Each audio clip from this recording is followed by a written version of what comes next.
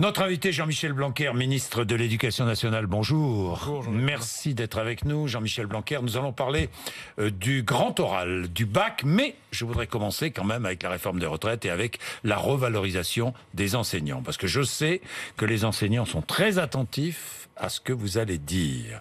Si j'ai bien compris, vous me corrigez si je dis des bêtises, revalorisation de 500 millions d'euros en 2021, c'est cela? Oui, c'est le chiffre. mais qui s'ajoute à l'augmentation budgétaire naturelle, si je puis dire. Donc c'est 500 millions qui s'ajoutent à un chiffre de l'ordre de 800 millions à 1 milliard. Autrement dit, ça fait une augmentation budgétaire l'année prochaine entre 1,3 milliard et 1,5 milliard injectée dans le pouvoir d'achat des enseignants. Alors qui sera augmenté? Alors c'est tout l'enjeu de dialogue social que nous avons actuellement. Oui. Ce qui est certain, c'est que les débuts de carrière et les milieux de carrière seront les plus augmentés, surtout dans un premier temps, puisque tout ça va être ensuite sur plusieurs années. Mais c'est eux qui substantiellement vont le sentir le plus au début, puisque c'est eux qui ont besoin d'être rattrapés. Donc on a besoin. Début de carrière. Oui. Début de carrière, je vais toucher, je suis professeur des écoles, moi je suis très pragmatique. Oui, soyez-le. Je suis professeur des écoles, combien vais-je toucher en plus l'année prochaine?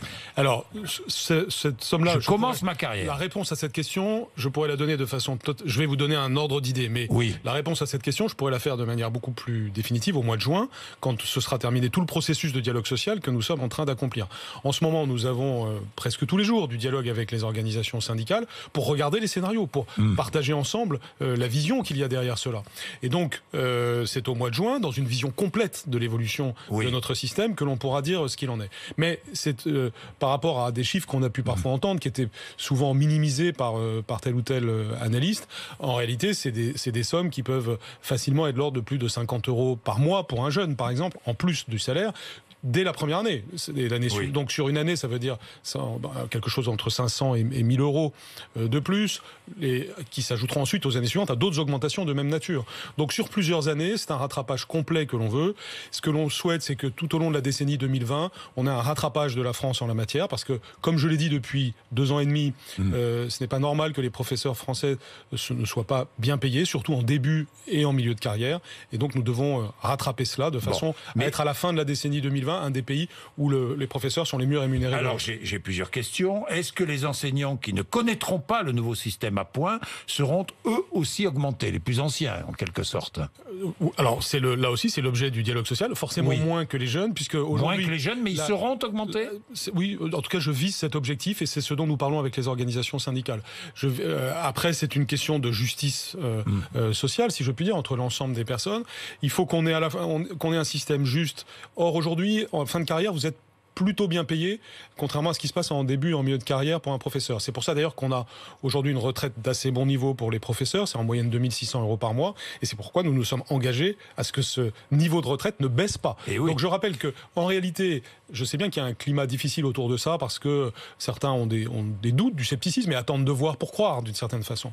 Mais je rappelle que notre objectif, c'est pas de baisse des retraites, donc maintien d'un niveau très correct de retraite, c'est le cas aujourd'hui. Encore une fois, c'est le chiffre que j'indiquais à l'instant. Il n'y aura pas de baisse des retraites. Pas de baisse des retraites. C'est un engagement très fort. Système. C'est un engagement. Absolument. C'est vraiment je dirais, notre point de repère, la clé de voûte de ce que nous sommes en train de faire, c'est de créer un système de rémunération qui permettra de garantir le niveau de retraite des professeurs et des personnels de l'éducation nationale. C'est ce que j'ai dit depuis le début et ce que nous sommes en train de faire. En réalité, si vous prenez chacune de mes déclarations depuis le début, nous sommes en train d'accomplir progressivement chaque chose. Mais nous le faisons dans le cadre du dialogue social, pour un système très complexe. C'est 1 million d'employés, rappelons-le. C'est une des plus grosses structures du monde. Et donc, pour cela, nous devons faire aussi une sorte de modernisation générale de nos ressources humaines. Autre question, est-ce que le niveau d'augmentation sera le même pour un professeur des écoles, un prof de collège et un prof de lycée? C'est toujours le même raisonnement. Nous avons des rattrapages plus importants à faire pour certains que pour d'autres. Donc aujourd'hui, c'est à l'école primaire que les professeurs sont, disons, moins bien payés si on les compare à ce qui se passe dans d'autres pays. Donc les rattrapages seront plus importants, probablement, à l'école primaire que dans le secondaire. Ça fait partie des choses sur lesquelles nous travaillons. Mais il y en aura dans les deux cas. Est-ce que des contreparties seront demandées? Est-ce que vous allez demander aux enseignants des contreparties à ces augmentations? Je parle, moi, d'évolution systémique. C'est-à-dire qu'il n'y a pas qu'une seule bonne nouvelle pour les personnels au travers de ce qui va se passer dans les 6 mois. Il y a la question de la rémunération, mais il y a la question du bien-être au travail. Nous en parlons par exemple pour les directeurs d'école. Nous allons en parler au titre de l'éducation prioritaire. Il va y avoir une amélioration de la formation continue. Il va y avoir une amélioration de l'égalité homme-femme. Bref, c'est toute une série de sujets qui font système. Et dans ce cadre-là, nous devons réussir à ce que notre système soit meilleur. Non seulement on doit avoir des professeurs qui ont plus de bien-être au travail, mais ce faisant des élèves qui réussissent davantage. Un exemple typique, c'est comment on améliore le remplacement dans notre système scolaire, comment par le bien-être au travail aussi, on réussit à diminuer l'absentéisme. Bref, comment on fait un système qui tout simplement est gagnant-gagnant, si je puis dire. Oui, non, mais Jean-Michel Blanquer, là, je vous repose la question. Oui. Est-ce que des contreparties seront demandées aux enseignants? Non, on revisite. Est-ce que par exemple, on leur demandera de travailler plus, d'accomplir des heures supplémentaires? Ils le font déjà. Oui, aujourd'hui, nous avons un système. Alors que le professeur qui ne fera pas plus d'heures supplémentaires sera-t-il augmenté? Il y a 2 dimensions. Je renverse la question. Oui, on peut tout à fait le voir comme ça. Il y a 2 dimensions en réalité. Il y a une dimension commune à tous. Et cette dimension commune à tous va faire qu'il y a une augmentation pour tous, puisqu'il faut monter le niveau général des rémunérations. Et puis, bien entendu, il y a une dimension de mérite. Ça existe déjà en partie. On va probablement l'accentuer pour voir comment motiver tout le monde. Il y aura une dimension de mérite au cœur de cette revalorisation des enseignants. Je dirais pas au cœur, en plus. C'est-à-dire, vous avez et la dimension commune. Mais toujours dans la même enveloppe. Toujours dans la même enveloppe, qui, je rappelle, est sur plusieurs années. C'est-à-dire qu'on va demander aux professeurs de travailler plus pour gagner plus. Non, il va y avoir... on va d'abord rendre visible l'invisible. Franchement, non. Non, si vous me laissez développer le raisonnement, je le ferai bien volontiers. Parce que là, il y a un doute. Non, d'abord, qu'il y ait des éléments non définis, c'est le principe même du dialogue social. On s'écoute, on regarde, on fait les propositions. Dans une démocratie sociale apaisée, où on arrive à discuter tranquillement de ces sujets, on est tout à fait en mesure de dire la nation française va mettre plus d'argent dans son éducation. Oui. C'est la cause que je porte. Et d'ailleurs, tout pays moderne doit faire ça, c'est-à-dire investir plus dans son éducation. Ça signifie notamment une amélioration de la rémunération des professeurs. Amélioration de base pour tous. Donc ce sera le lot commun. Par-dessus le marché, nous devons mettre des éléments de motivation. Et les professeurs attendent cela. C'est-à-dire, il est normal de vouloir avoir une carrière dynamique. Par exemple, on va développer les enjeux de deuxième carrière. Vous avez aussi de plus en plus de personnes qui, ayant fait une carrière ailleurs qu'à l'éducation nationale, deviennent professeurs. Ces personnes-là, parfois, ont des problèmes de rémunération parce qu'ils ont très peu d'ancienneté. Tous ces sujets-là doivent... Et parfois, ils peuvent aussi prendre des responsabilités dans l'éducation nationale. Tout ça, c'est des sujets de ressources humaines, je dirais, dynamiques, que nous devons voir. Donc, j'essaye de sortir aussi des débats binaire, est-ce que c'est la même chose pour tous, est-ce que c'est travailler plus pour gagner plus? En réalité, c'est plus compliqué que ça, c'est à la fois mieux que ça, c'est-à-dire c'est comment on motive notre système, comment on donne du dynamisme à notre système, comment on ouvre des horizons à tous les acteurs de l'éducation nationale. C'est un jeu gagnant-gagnant parce qu'on va y mettre beaucoup de moyens. C'est un jeu même, je voudrais le signaler, que je joue à l'échelle européenne. J'en parle par exemple avec des homologues d'autres pays parce qu'en réalité c'est une stratégie pour l'Europe aussi d'investir davantage dans son éducation et donc dans la rémunération de ses professeurs. Bien, parlons du bac. Parlons du bac, de ce nouveau bac, juin 2021. Alors ça a commencé un peu dans la pagaille, pardonnez-moi, mais pas pardonnez-moi d'ailleurs, c'est une réalité. Ça a commencé dans la pagaille. Là où des gens ont mis la pagaille, sinon il n'y a pas eu de pagaille. Peut-être, mais enfin, Oui, mais c'est quand même, ça fait une grande différence. Oui. Il y a dans 85% des établissements, il y a eu... Personne n'a mis le trouble et donc les choses se sont passées normalement. Vous avez des gens qui ont dit à l'avance. Vous savez ce qui s'est passé. Non, mais en 2 mots quand même. Premières épreuves continuent en première. Voilà, dans les lycées français. Oui. Combien de lycées n'ont pas été perturbés? Eh bien, 85% des lycées français n'ont pas été perturbés.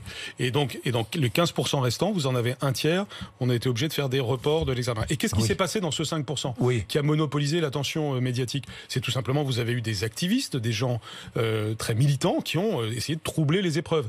Je condamne fermement ce qu'ils ont fait, ça a été au détriment des élèves concernés, mais vous pourriez avoir des dizaines de milliers de témoignages d'endroits où ça s'est passé normalement, et quand tout le monde a travaillé normalement, et bien les choses se sont passées comme il le fallait. Donc si vous voulez, ce qui est quand même dérangeant dans notre démocratie, c'est que vous avez des gens qui disent « oulala, ça va mal se passer », pour des raisons qui ne sont pas très claires d'ailleurs. Puis une fois que ça se passe, ils font tout pour que ça se passe mal. Ils disent « ah, on vous l'avait bien dit, ça se passe mal ». Mais c'est en quelque sorte des pompiers pyromanes. Enfin, d'ailleurs, très peu pompiers et très pyromanes. C'est-à-dire, ils essayent d'accomplir les prophéties négatives. Parce que c'est pas normal. Très en colère. contre les adultes qui font ça, oui, on peut dire qu'il y a matière à contre les enseignants qui font cela. Malheureusement, heureusement plutôt, c'est pas toujours des enseignants. Mais ça a été aussi des enseignants. Ils seront sanctionnés, ces enseignants. Là, j'ai deux principes extrêmement clairs. Hein. D'une part, vous avez les élèves, d'autre part, vous avez les adultes. S'agissant des élèves, notre bienveillance, évidemment, est complète, c'est-à-dire notre but est que chaque élève ait une note, c'est bien le moins. Pas un zéro. Sur 1 700 000 copies attendues, on en a déjà plus d'1 500 000, et les derniers qui doivent composer tout au long du mois de février vont le faire. Donc, et on a parlé beaucoup de ces histoires de zéro, ça concerne moins de 200 lycéens sur plus de 500 000, et on va régler ces cas au cas par cas. C'est au cas par cas, c'est-à-dire qu'ils n'auront pas automatiquement un zéro. Non, ils sont reçus par le proviseur, on leur dit qu'il ne faut jamais recommencer ça, et si c'est bien compris, ils n'auront pas leur zéro. Et pour les enseignants? Pour les adultes, je dirais les adultes, parce qu'il y a eu un entremêlement de différents acteurs, le droit, tout le droit, rien que le droit. On n'a pas le droit de faire des choses contraires au droit pénal dans notre pays. Bloquer un établissement, c'est illégal.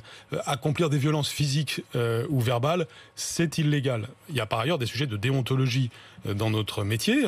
On ne fait pas n'importe quoi quand on est fonctionnaire de la République. Donc le droit s'appliquera sans exagération, sans minimisation. Seront sanctionnés. Oui, bien sûr, il y a des procédures qui ont déjà commencé, bien sûr. Des enseignants seront sanctionnés. Mais tout fonctionnaire qui ne respecte pas les droits et devoirs de son État, évidemment, doit subir nouvelle session en avril-mai. Hein, c'est une toute petite minorité. Je ne veux pas que des gens s'habituent à ce qu'on puisse violer des règles impunément, alors même que notre mission à l'Éducation nationale, c'est de montrer l'exemple. Nouvelle session en avril-mai. Oui, et alors là, vous savez, l'ouverture de ces questions est maximale, hein, c'est-à-dire il y a toujours ce dialogue social. On a un comité de suivi du baccalauréat avec les organisations syndicales et les organisations représentatives. Et on peut assouplir. Je n'ai jamais dit que tout était parfait. Il y a évidemment des vertus dans ce contrôle continu, notamment de mise au travail des élèves, de travail d'équipe accentué. D'ailleurs, tous les endroits où ça s'est bien passé font des témoignages très intéressants. Il y a aussi beaucoup de gens qui sont fatigués parce que ils sont fatigués non pas par l'épreuve elle-même, mais par ces troubles qui ont été causés autour. Je veux dire de ce point de vue-là toute ma solidarité avec les chefs d'établissement, avec l'ensemble des professeurs qui travaillent bien, parce que vous voyez, on est amené à discuter d'une toute petite minorité qui met le bazar, mais l'immense majorité des professeurs, la France doit les respecter, dire son admiration, son soutien, parce qu'il y en a eu beaucoup aussi qui ont fait leur travail comme il faut, avec des innovations extrêmement intéressantes. Alors, le contrôle continu entrera pour 30% dans la note finale du bac. En tout, c'est 40%, c'est-à-dire vous avez 30% au titre de ces épreuves-là et 10% les bulletins scolaires. Exactement. D'ailleurs, pourquoi ne pas tenir compte du travail première terminale en permanence? C'est ce qu'on fait donc pour 10% de la note. Contrôle permanent. Contrôle continu permanent, c'était une solution. Oui, il y a des avocats éloquents de ce que vous dites, hein, et on peut très bien entendre cette argumentation, mais justement, pendant le dialogue social qui a permis l'élaboration du baccalauréat, vous aviez deux thèses. Vous aviez la thèse, disons, de la simplicité, c'est la thèse que vous venez de défendre, et puis la thèse de l'objectivité, c'est-à-dire tous ceux qui disaient, mais attention, si c'est que le bulletin, ça va être trop différent d'un établissement à l'autre. Et c'est à ce titre-là qu'avec les partenaires, on a conçu ce qu'on appelle aujourd'hui les E3C, c'est-à-dire des épreuves qui sont plus objectivées et qui sont quand même très intéressantes. Parce que vous avez une banque de sujets. Cette banque de sujets, on va probablement la rendre de plus en plus publique. Tout le monde pourra la regarder. Mais c'est des centaines de sujets.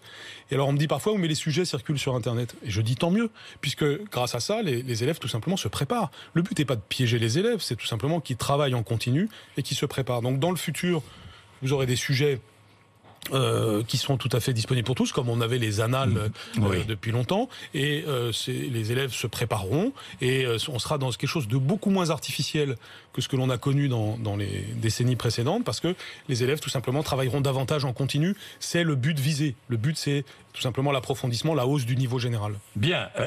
Et en juin 2021, donc, le nouveau bac, avec ce grand oral. Qui va durer 20 minutes. On est bien d'accord. Oui, tout à fait. Alors, 20 minutes, j'imagine, je suis candidat, j'arrive, j'ai choisi 2 spécialités, on est bien d'accord. Oui. Et j'ai choisi, dans mes spécialités, 2 sujets. Oui. Tirage au sort, non?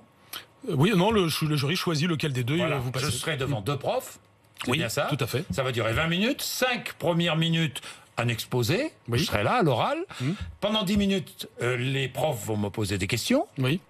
Et les 5 dernières minutes, finalement, je vais présenter ma future vie professionnelle, c'est cela? Comment je vois le futur, c'est pas forcément ma vie professionnelle, parce qu'à 17 ans ou 18 ans, vous le savez pas forcément, mais en tout cas, comment vous voyez au moins l'année d'après, puisque quand vous êtes au mois de juin d'une année, vous, en général, vous savez, vous avez une idée de ce que vous voulez pour la suite. Coefficient, filière générale 10, coefficient 10, et filière technologique, coefficient 14. Exact. C'est une manière de préparer les enfants à ce qu'ils feront plus tard, à leur vie professionnelle? Mais oui, c'est tout à fait ça. C'est un signal qui est envoyé à tout notre système scolaire, depuis la petite section de maternelle jusqu'à la terminale, et qui est: parler, c'est important. Savoir se tenir. Vous savez, ça se passera debout, sur les deux jambes, avec une capacité à écouter, c'est un échange, une capacité à argumenter. Et on le sait, c'est fondamental dans la vie personnelle comme dans la vie professionnelle. Donc or, on sait aussi que c'est un point faible en France. Et puis regardez dans notre vie publique comment on est parfois, on ne s'écoute pas assez, comment on voit aussi parfois que certains se sentent mal à l'aise pour s'exprimer, alors que dans d'autres pays on réussit ça mieux que nous. On a d'autres points forts, mais ça c'est pas un point fort de la France, en tout cas pas un point fort pour suffisamment de monde. Est-ce que ça ne favorise pas les inégalités sociales? Je pense que c'est le contraire. C'est le moment de compenser une inégalité sociale, parce qu'aujourd'hui, si vous regardez notre société, justement, le fait de bien s'exprimer ou pas, c'est une inégalité sociale. Ça, c'est un fait d'aujourd'hui. Demain, parce que ce sera un point de repère pour toute la société, on aura entraîné de manière naturelle dans le système scolaire tout enfant, quel que soit son milieu social, à vaincre sa timidité, à se sentir à l'aise à l'oral. Puis ça va développer des tas de choses, comme les pratiques de théâtre, les pratiques sportives. Il va falloir préparer ces élèves à passer ce grand oral. Bien sûr. Est-ce que les profs sont formés pour ça? Alors, certains oui, par exemple, vous avez beaucoup de professeurs de lettres qui sont aussi professeurs de théâtre. Vous avez beaucoup d'initiatives qui sont prises. On vient de créer dans 300 collèges de France une demi-heure d'éloquence qui sont déjà un premier succès, une première expérimentation. Donc de plus en plus, on va généraliser ces pratiques, et puis la formation continue des professeurs va tenir compte de plus en plus de ces compétences que nous voulons donner d'abord aux professeurs eux-mêmes, d'ailleurs, puisque ce sont des professionnels de la parole, mais aussi aux élèves, bien sûr. Je voudrais terminer avec le communautarisme, puisque le président de la République va s'exprimer la semaine prochaine sur le sujet. En fait, à l'Élysée, on dit qu'il faut reprendre le contrôle. On a perdu un peu le contrôle de certaines... On a laissé s'installer un communautarisme qui aujourd'hui devient plutôt insupportable. Oui, je pense qu'on peut dire ce que vous venez de dire. C'est pas évidemment pas d'hier matin. Ça fait 2 ou 3 décennies que le problème s'est instillé dans notre société, pas seulement la société française. Je sais que vous réfléchissez beaucoup sur la place de la laïcité. Bien sûr, et de façon plus générale sur la possibilité pour la République de faire respecter ses règles sur l'ensemble du territoire. Et je pense que on a laissé s'installer notamment un islam politique dans notre pays qui est potentiellement dangereux. Est-ce que les règles de financement de l'islam, est-ce que la formation des imams vont être revues? Oui, et c'est d'ailleurs les musulmans eux-mêmes, les musulmans républicains, qui sont la majorité de nos concitoyens de confession musulmane, qui demandent une telle chose, puisque qui sont les premières victimes des phénomènes extrémistes que l'on constate? Les musulmans républicains, nos concitoyens, qui ne demandent qu'une chose, c'est vivre une vie normale, avoir leur foi si tel est leur cas, et de façon tranquille et de façon non prosélyte non plus. Bref, comme toutes les autres religions dans notre pays, et de manière, je dirais, normale. Donc c'est ce besoin de normalité, ce besoin de convivialité, ce besoin de civilité que tous nos concitoyens ressentent, et on voit qu'il y a des petites minorités actives au sein de tel ou tel groupe dans la République qui cherchent à pousser des choses, parfois encouragés par des financements étrangers. C'est donc ces éléments-là qu'il faut évidemment réguler, et c'est ce que le président de la République a décidé de prendre à bras-le-corps. Sur la formation des imams, il y a des nouveautés. Encore une fois, c'est pas à moi d'annoncer ce genre de choses. C'est un travail collectif à l'échelle du gouvernement et sous l'autorité du président et du Premier ministre. Et le moment venu, effectivement, le président proposera sur la formation des imams. Ça peut être l'un des sujets. Là, c'est un sujet que regarde le ministre de l'Intérieur avec une série d'interlocuteurs. Nous sommes tous très attentifs à cela, oui. Pas de vision multiculturelle à l'anglo-saxonne.